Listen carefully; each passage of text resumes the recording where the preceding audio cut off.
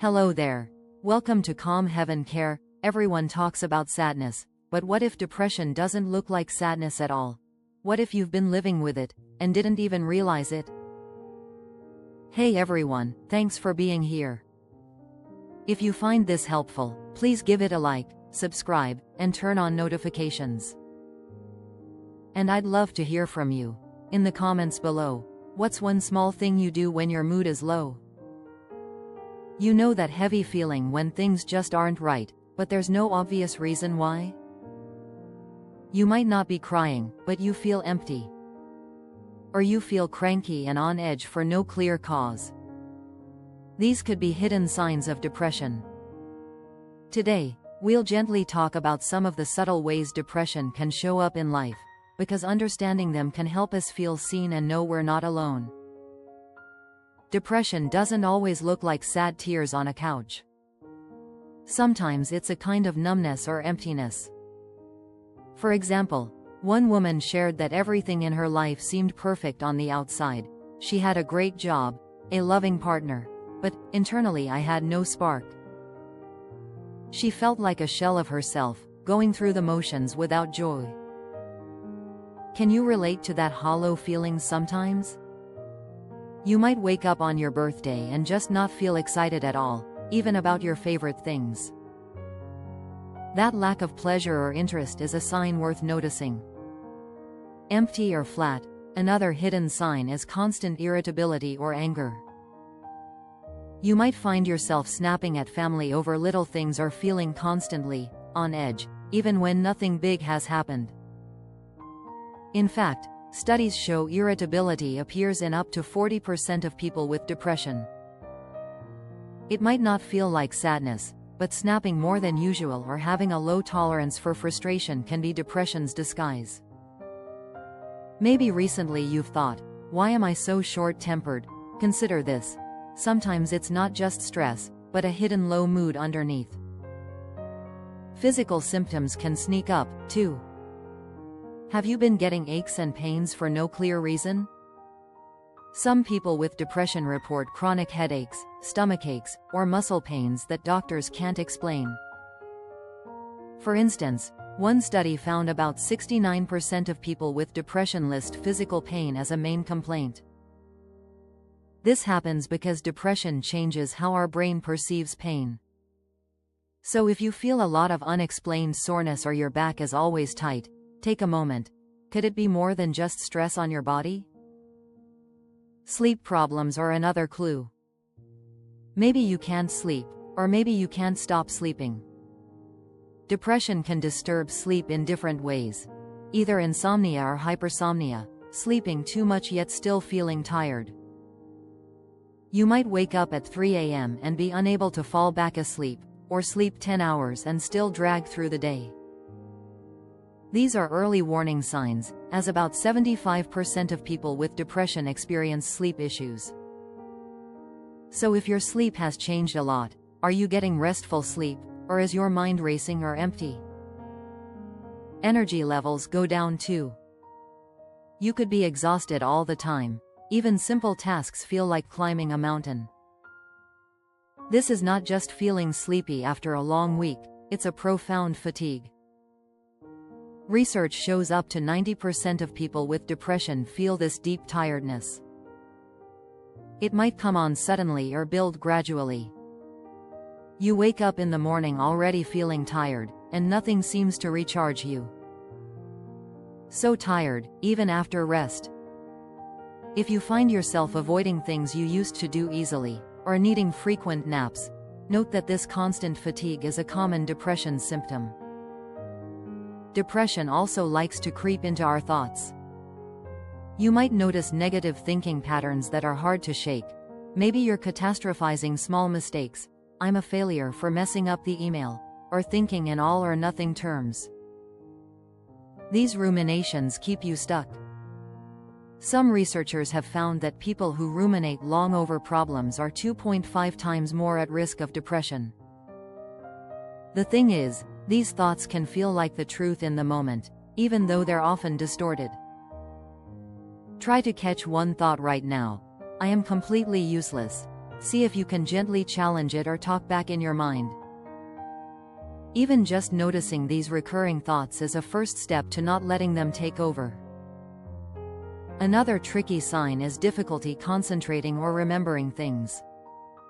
Have you noticed you blank out during conversations, or can't focus on emails like you used to? Depression can make the brain feel foggy. A huge number of people with depression, over 80% in some studies, report trouble with focus, following conversations, or making decisions. You might find yourself rereading the same paragraph several times, or constantly misplacing items. It's not just forgetfulness, it's like your attention is thinner. If lately you've been thinking, "Why can't I concentrate like before?" it could be tied to your mood.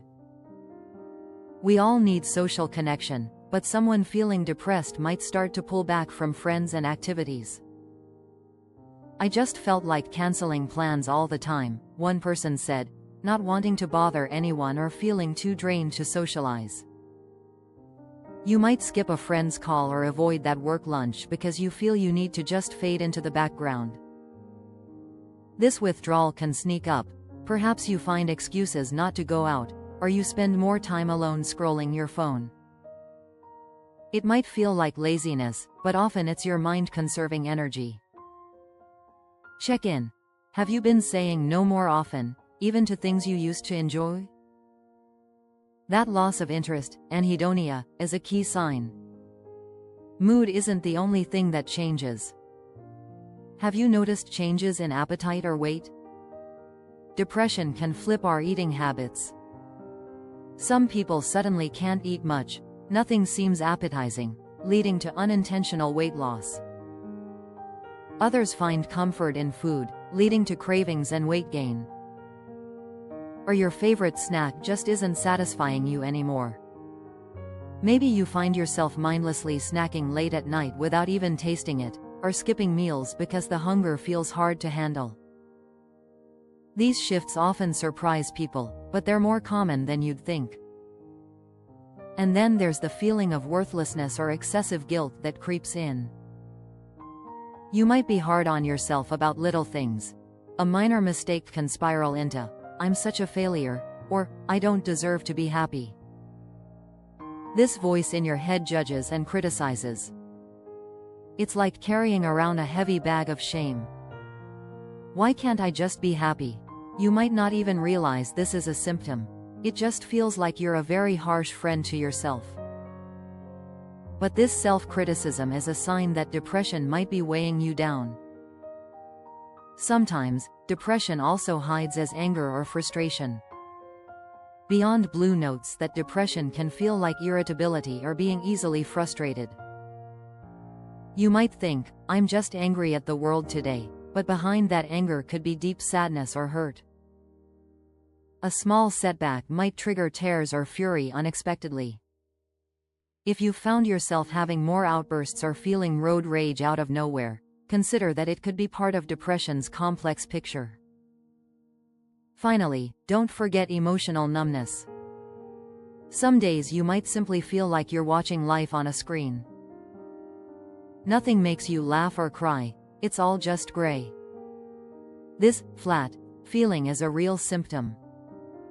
It can be confusing and scary to feel nothing, especially when you want to feel something good. But know that this emptiness can be part of depression too. One survey found many people with depression describing feeling flat or unable to enjoy life. Through all these signs, remember, depression is a complex mix of feelings, thoughts, and behaviors. Not everyone will have the same symptoms, and having one or two of these doesn't mean you have depression. But if many of these resonate with you, it might be worth talking to someone, a friend, family member, or a professional. Now, ask yourself, what am I feeling right now? Pause for a moment. Is there one of these signs you recognize in yourself? Remember, acknowledging something doesn't mean you've failed, it just means you're paying attention to your needs.